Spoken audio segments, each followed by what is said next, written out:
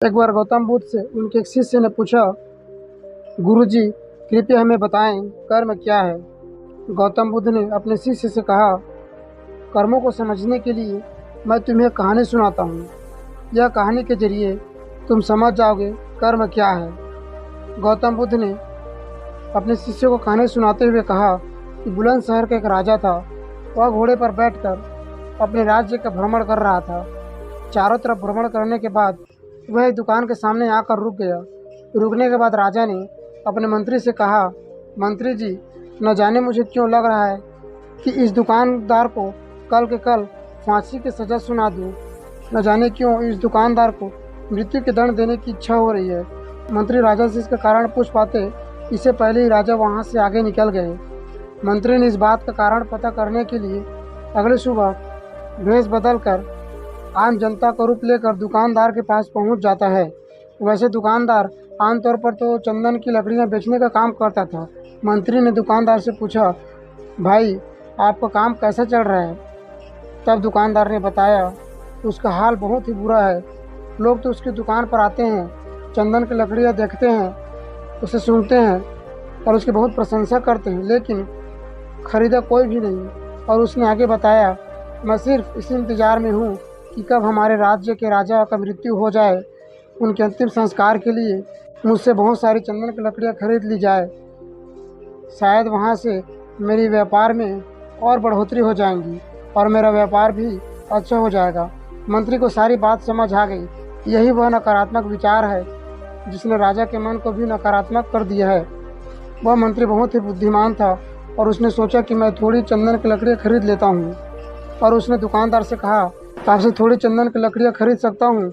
दुकानदार ने यह सुनकर बहुत ही खुश हो गया और दुकानदार ने सोचा, चलो कुछ तो बिका। इतने समय से कुछ भी नहीं बिक रहा था। फिर उसने चंदन की लकड़ियों को अच्छी तरह से कागज़ में लपेटकर पैकिंग करके वह लकड़ी को मंत्री को दे दी। मंत्री अगली सुबह चंदन की लकड़ी लेकर राजा के दरबार में पहुंच गया और उसने राजा से कहा, राजा, वह जो दुकानदार है उसने आपको तोहफे के रूप में यह चंदन की लकड़ियाँ भेजी है। और राजा बेहद खुश हो गया और मन ही मन सोचने लगे कि मैं बेकार ही उस दुकानदार के बारे में गलत सोच रहा था। राजा ने चंदन की लकड़ियों को हाथ में लिया और चंदन की लकड़ियों को बहुत ही अच्छी तरह सूंघा। उस लकड़ी से बहुत ही अच्छी सुगंध आ रही थी।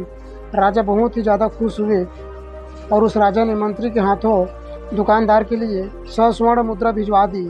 उसी आम जनता का रूप लेकर मंत्री अगले दिन सुबह सोने के सिक्के के साथ उस दुकानदार के पास पहुंचा।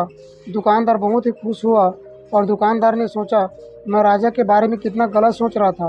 राजा तो बहुत ही दयालु है।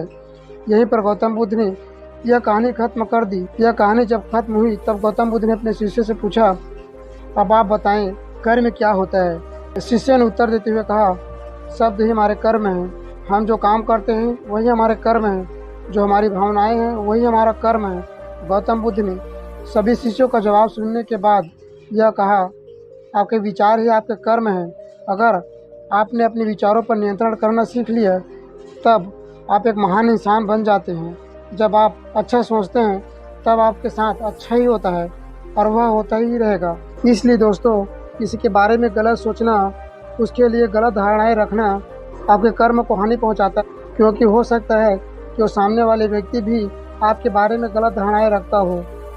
हमारा सोच ही हमारा कर्म है, तो क्यों हम अपने कर्म को कलंकित करें। तो दोस्तों, वीडियो अच्छे लगे तो वीडियो को लाइक और चैनल को सब्सक्राइब कर देना और मिलते हैं ऐसे ही कुछ इंटरेस्टिंग वीडियो के साथ। तब तक के लिए जय हिंद।